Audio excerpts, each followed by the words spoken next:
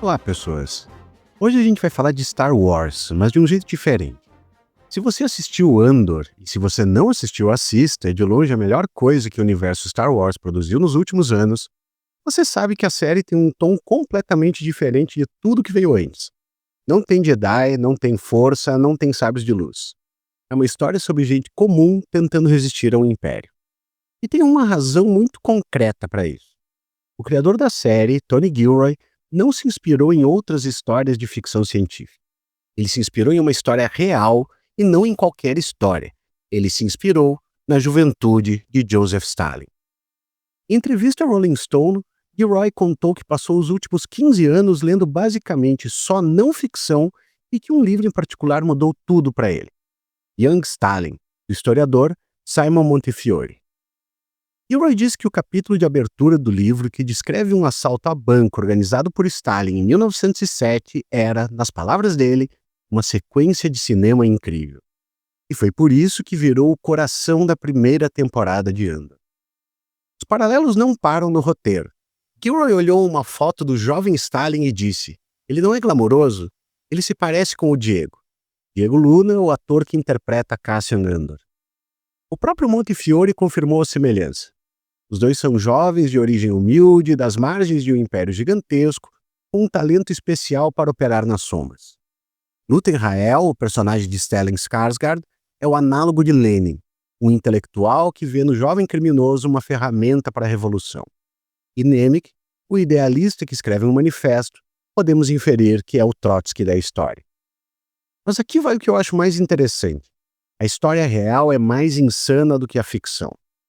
Eu sei que estou atrasado para o rolê e que talvez muitos de vocês já conheçam a história, mas mesmo assim vale a pena. Então hoje a gente vai esquecer a galáxia muito, muito distante e vai voltar para um lugar bem real, a cidade de Tiflis, hoje Tbilisi, capital da Geórgia, no ano de 1907. Então vem comigo porque hoje a gente vai falar de revolução, crime, bombas, disfarces, loucura fingida, dinheiro que não podia ser gasto, e de como dois garotos de uma cidade pequena, no fim, ajudaram a mudar o século XX. Antes de começar aquele aviso, apoie o Vira Casacas. Ultimamente, nossos apoios têm caído e isso complica as coisas para a gente. Com R$5 por mês você já faz a diferença, então vai lá em apoia.se/viracasacas, na aurelo.cc ou mande um pix recorrente para viracasacaspodcast@gmail.com. A gente agradece muito todos os apoiadores e apoiadoras. Agora sim, vamos para a história, e para entender ela, a gente precisa ir para um lugar que quase ninguém conhece. Gori, uma cidadezinha no interior da Geórgia, que na época fazia parte do gigantesco Império Russo.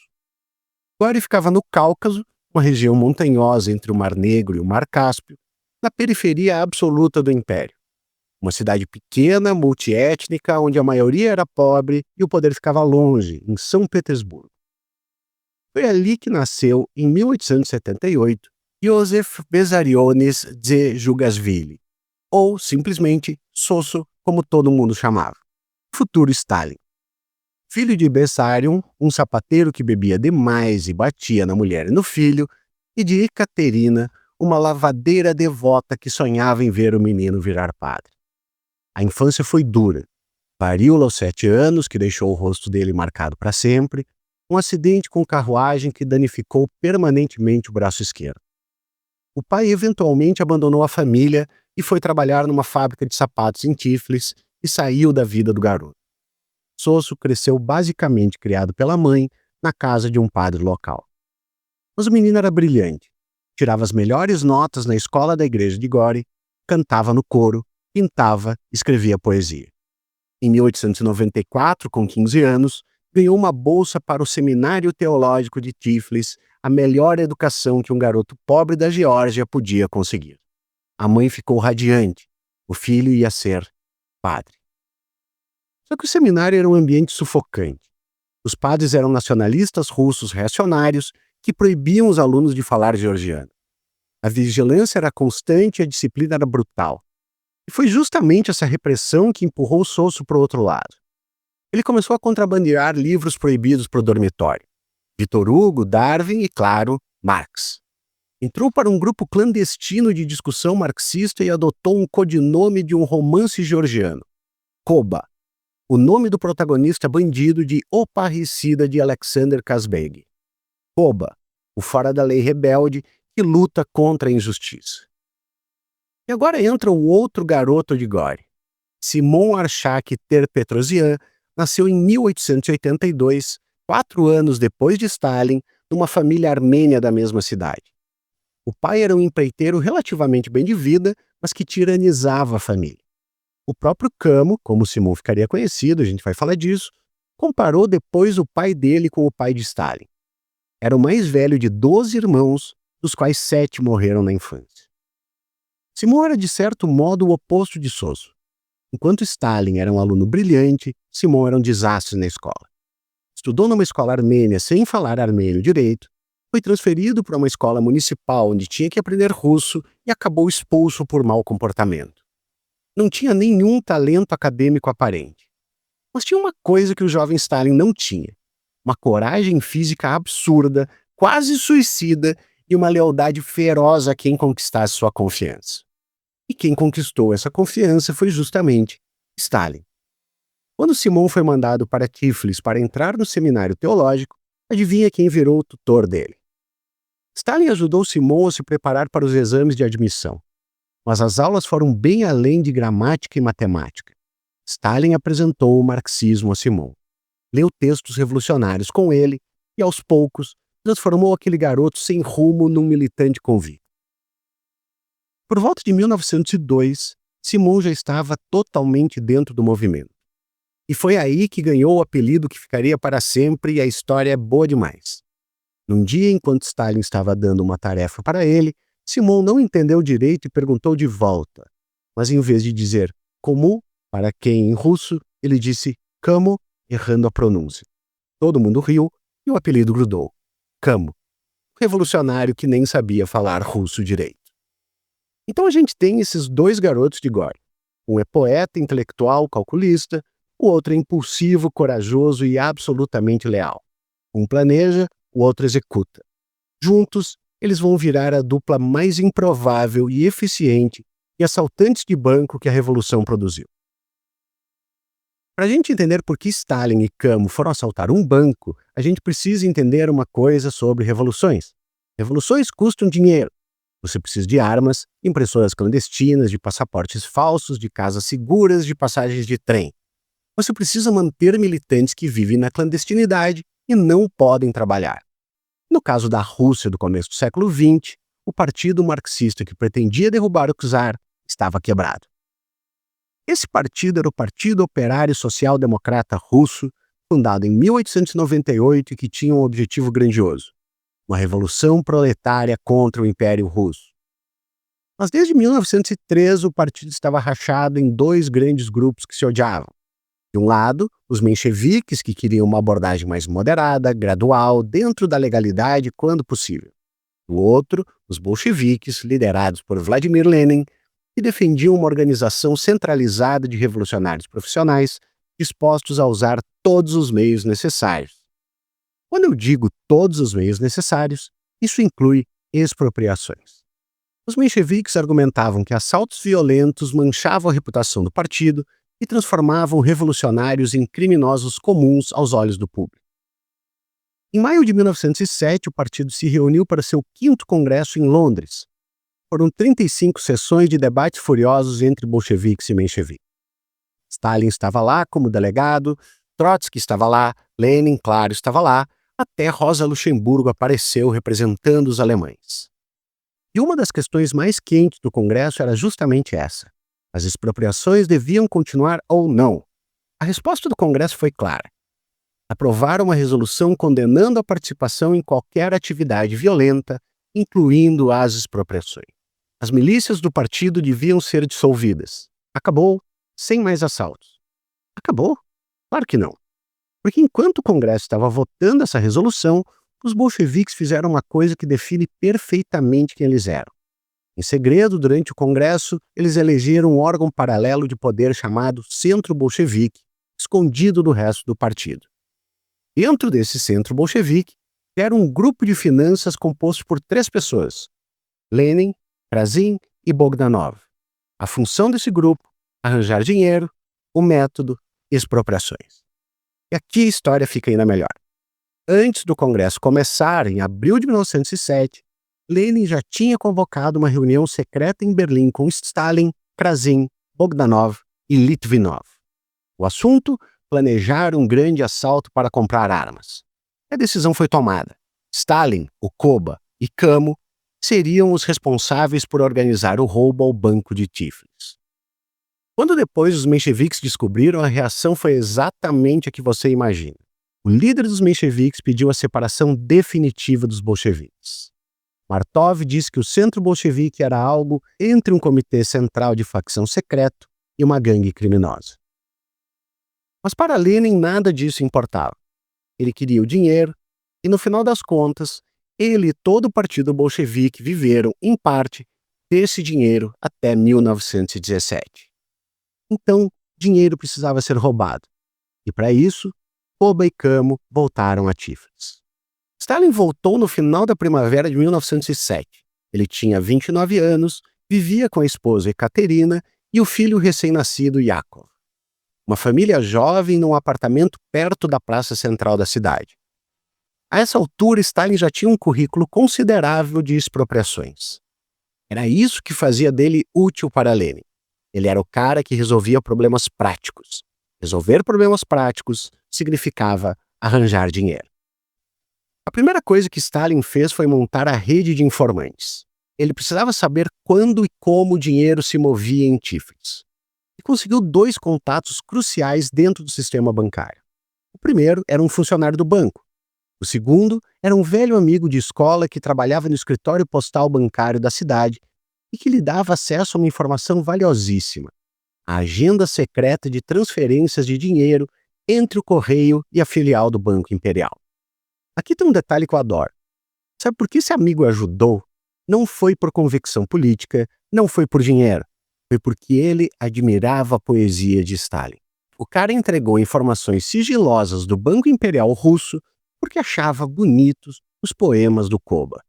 Se alguém escrevesse isso no roteiro de filme, o produtor mandaria reescrever por ser inverossímil demais. Mas aconteceu. Eles descobriram que no dia 26 de junho, o banco receberia um carregamento de dinheiro transportado por diligência entre o correio e a filial do Banco Imperial, passando pela Praça Erivansky, bem no coração da cidade. Era o alvo perfeito. Agora entra o Kamo. Enquanto Stalin cuidava da inteligência, Kamo cuidava da operação. Ele liderava um grupo chamado de O Bando e era conhecido por ser, nas palavras de Stalin, um mestre dos disfarces. Lenin chamava ele de meu bandido caucasiano e o cara fazia jus ao título. A primeira tarefa de Kamo foi conseguir as armas. Krasin fabricou as bombas. E o método que Kamo usou para contrabandear essas bombas para dentro da cidade, ele escondeu elas dentro de um sofá. Só que semanas antes do assalto quase que deu tudo errado. Kamo estava tentando armar uma das bombas quando ela detonou acidentalmente. A explosão atingiu ele no rosto e destruiu a visão de um olho. O ferimento foi grave. Ele ficou de cama por 1 mês com dores intensas. Qualquer pessoa normal teria desistido. Mas Kamo não era uma pessoa normal. No dia do assalto, ele ainda não tinha se recuperado completamente, mas estava lá. Enquanto isso, as autoridades russas farejavam alguma coisa. A Ucrânia, a polícia secreta do czar, tinha recebido informações de que algo grande estava sendo planejado por revolucionários em Tiflis. Mas Kamo e Stalin já tinham previsto isso. Os 20 conspiradores foram divididos em posições estratégicas ao redor da praça. Sentinelas foram postados em pontos elevados com visão de cima. Cada membro do bando sabia exatamente onde devia ficar e o que fazer quando o sinal fosse dado. A maioria se vestiu de camponês, com revólveres e granadas escondidos debaixo das roupas. Kamo, por sua vez, se fantasiou de capitão de cavalaria do exército imperial e chegou à praça numa charrete elegante, como se fosse um oficial em serviço. O cara tinha acabado de perder um olho com uma bomba e apareceu disfarçado de oficial do exército que ele queria derrubar. Tudo estava pronto. 20 homens posicionados, bombas distribuídas, informantes confirmando o horário, a diligência com o dinheiro do czar viria pela praça por volta das 10h30 da manhã. Era só esperar. Naquela manhã fazia calor. A Praça Erivanski estava movimentada como sempre. Era o coração da cidade. De um lado ficava o correio, do outro a filial do Banco Imperial. Os 20 conspiradores estavam em posição. Camo, no meio da praça, impecável no seu uniforme falso de capitão de cavalaria, sentado na sua charrete elegante, como se fosse a coisa mais natural do mundo. Numa taverna que dava para a praça, outro grupo de conspiradores tomou conta do estabelecimento e segurou as pessoas que estavam lá, até que veio o sinal de que a diligência estava se aproximando. Os homens armados saíram correndo com as pistolas na mão. E lá vinha a diligência. Uma carruagem puxada por cavalos transportando dinheiro entre o correio e o banco. Dentro dela estavam os sacos com cerca de 340 mil rublos, 2 guardas armados com rifles, um caixa do banco e um contador. Atrás da diligência, uma segunda charrete cheia de soldados armados. E ao redor, cossacos montados a cavalo escoltando o comboio. As autoridades sabiam que algo podia acontecer. Haviam reforçado a segurança. Tinha guardas em cada esquina. Mas não foi o suficiente. Quando a diligência entrou na praça, o inferno começou. Bombas foram lançadas de todas as direções, de cima dos lados das esquinas. A primeira explosão atingiu a escolta. Cavalos tombaram e soldados caíram. O barulho foi tão forte que um jornal georgiano descreveu assim: ninguém conseguia dizer se o som terrível era de canhões ou de explosão de bombas. O som causou pânico em toda parte. Quase na cidade inteira, as pessoas começaram a correr. No meio do caos, um dos cavalos feridos que puxava a diligência do banco entrou em pânico e disparou, arrastando a carruagem com ele. Um dos revolucionários conseguiu alcançar e jogou mais uma granada que arrancou as pernas do cavalo, mas a explosão pegou ele também. Ele foi arremessado no chão, atordoado, e ficou caído ali no meio da fumaça e dos destroços, até que recuperou a consciência e conseguiu se arrastar para fora da praça antes que os reforços militares chegassem. Enquanto isso, outros avançaram para a diligência destroçada e pegaram os sacos de dinheiro. Camo chegou atirando com a pistola. Os sacos foram jogados dentro da charrete dele e, na pressa, deixaram 20 mil rublos para trás, parte dos quais teria sido embolsada por espectadores que estavam na praça. Camo disparou com a charrete pelas ruas da cidade. O dinheiro foi levado primeiro para o esconderijo e depois dividido. Parte foi escondida no colchão de um diretor do observatório astronômico e o restante foi embrulhado num casaco e entregue a uma professora que trabalhava com os bolcheviques e o escondeu temporariamente. O saldo, cerca de 340 mil rublos roubados, algo entre 13 e 4 milhões de dólares em valores de hoje. 40 pessoas mortas e 50 feridas. Nenhum dos assaltantes foi capturado naquele dia. O assalto de Tiflis virou manchete no mundo inteiro. Mas para Stalin, Camo e Lenin, a história estava longe de acabar. Porque ter o dinheiro é uma coisa, conseguir gastar o dinheiro é outra completamente diferente. A maior parte do dinheiro roubado era em notas de valor alto, cédulas de 500 rublos. E a polícia czarista tinha os números de série de todas elas. Cada nota estava marcada. Qualquer tentativa de trocar ou usar essas cédulas em um banco da Rússia ou da Europa levaria direto à prisão. O dinheiro era, na prática, inútil. Lenin, claro, teve uma ideia: distribuir as notas entre vários agentes espalhados pela Europa e no mesmo dia cada um trocaria as notas em bancos diferentes, em cidades diferentes, antes que a polícia pudesse reagir. Uma operação simultânea de lavagem de dinheiro em escala continental. Foi um desastre. Em janeiro de 1908, agentes tentaram trocar as notas em bancos de Paris, Estocolmo, Munique e outros lugares, e vários foram presos imediatamente. A Europa inteira agora sabia que Lenin e seus companheiros eram assaltantes de banco. E o Camo? Camo teve o destino mais insano de todos. Depois do assalto, Camo conseguiu levar uma parte do dinheiro, incluindo as notas marcadas, para fora da Rússia. Ele viajou para a Europa, comprou armas e detonadores na Bulgária e depois foi a Berlim entregar uma carta de Lenin a um médico bolchevique pedindo tratamento para o olho destruído dele. Lenin estava tentando ajudar o homem que tinha executado o assalto com sucesso, mas sem querer, entregou o Camo de bandeja, porque o médico era um agente duplo e trabalhava secretamente para a Ucrânia. Assim, a polícia de Berlim prendeu o Camo. Com ele, encontraram um passaporte austríaco falso e uma mala com 200 detonadores. E aqui começa uma parte impressionante da história. Na prisão em Berlim, Camo recebeu um bilhete enviado pelo advogado Oscar Kohn, com uma instrução simples: finja loucura. A ideia era ser declarado incapaz de ir a julgamento, e Camo levou essa instrução ao extremo absoluto. Ele recusou comida, rasgou as próprias roupas, arrancou os próprios cabelos, tentou se enforcar, cortou os pulsos e comeu as próprias fezes. Tudo para convencer os médicos de que era louco. Os médicos alemães não acreditaram de primeira. Para testar se ele estava fingindo, enfiaram agulhas debaixo das unhas dele. Espetaram uma agulha longa nas costas dele. Queimaram ele com ferro quente e Camo não reagiu, não gritou, não se mexeu, manteve o ato. Depois de todos esses testes, em junho de 1909, o médico-chefe do manicômio de Berlim escreveu no relatório: não há fundamento para acreditar que ele esteja fingindo insanidade. Ele está sem dúvida mentalmente doente, é incapaz de comparecer perante um tribunal ou de cumprir sentença. Camo tinha vencido. Mas não acabou. Ele foi extraditado para uma prisão russa, onde continuou fingindo loucura. Em abril de 1910, foi levado a julgamento pelo assalto. E o que ele fez? Ignorou completamente o julgamento e ficou alimentando um passarinho que tinha contrabandeado para dentro da sala do tribunal na camisa. O tribunal suspendeu o julgamento para avaliar a sanidade dele mais uma vez. Em 1911, depois de mais de 3 anos fingindo loucura, Camo finalmente escapou. Cerrou as barras da janela da ala psiquiátrica da prisão de Tiflis e desceu por uma corda improvisada.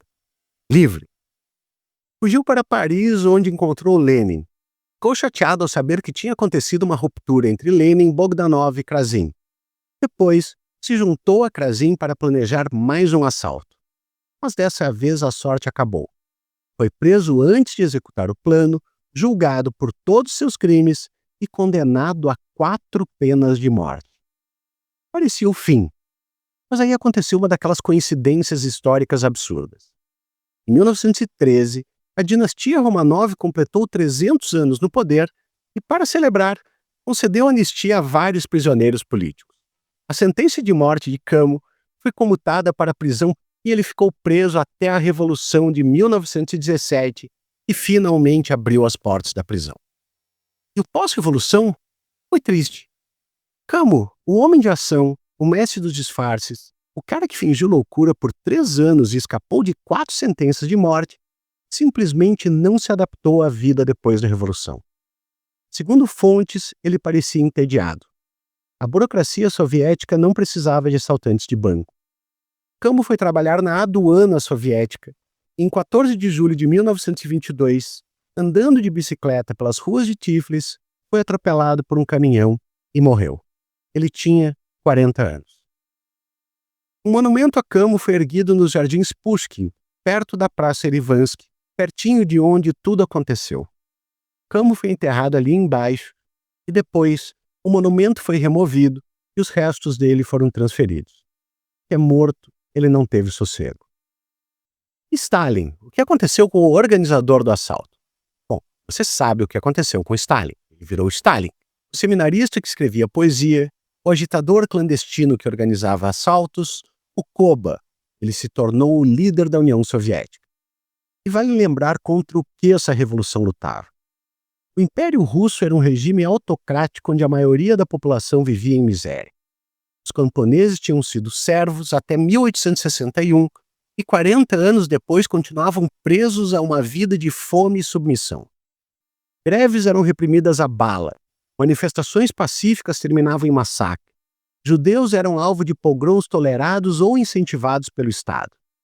Georgianos, armênios, poloneses, finlandeses, todos submetidos a uma política de russificação forçada. Stalin e Camo cresceram nesse mundo. Lenin e Trotsky organizaram contra esse mundo. O assalto de Tiflis não aconteceu num vácuo moral. Aconteceu dentro de uma luta contra um dos regimes mais brutais da Europa. E é aqui que a gente pode voltar a Andor para fechar o ciclo. Tony Gilroy leu essa história e enxergou Star Wars nela. E faz muito sentido, porque os paralelos são quase perfeitos. Cassian Andor é um cara de origem humilde, vindo das margens do Império, com um passado violento, e é recrutado não porque é um idealista puro, mas porque é capaz de fazer o que precisa ser feito. É exatamente o que Stalin era para Lenin. Lutem Rael, o cara que se esconde atrás de uma loja de antiguidades enquanto financia uma rebelião inteira, é Lenin, um estrategista implacável que entende que uma revolução não se faz só com discursos e panfletos. Nemec, o jovem que escreve um manifesto filosófico sobre liberdade, é o Trotsky da história. Até a estrutura da rebelião em Andor, com células separadas, líderes que não se conhecem, uma rede clandestina mantida por disciplina e sigilo, é a estrutura bolchevique. E o Roy não pegou só a estética, ele pegou também a lógica organizacional. Acho também que Gilroy capturou melhor do que qualquer outra coisa algo que a própria história do assalto mostra, que a luta contra o Império exige sacrifícios. Não é bonito, não é limpo. Camo perdeu um olho, fingiu loucura por 3 anos e fez tudo isso porque acreditava na causa. O dinheiro que eles roubaram não foi para comprar mansões. Foi para financiar jornais clandestinos, comprar armas, manter uma rede revolucionária que 10 anos depois derrubou o czarismo. Se você não assistiu Andor, assista. Não precisa gostar de Star Wars. Precisa só gostar de boas histórias. Se você já assistiu, agora você sabe de onde vem todo aquele peso, aquela sensação de que a série é diferente do que Star Wars já fez. É porque ela é. Porque por trás da ficção tem uma história real. A história de 2 garotos de Gore em uma praça de Tiflis e de um assalto que ajudou a derrubar um império. Espero que vocês estejam intrigados. Até a próxima!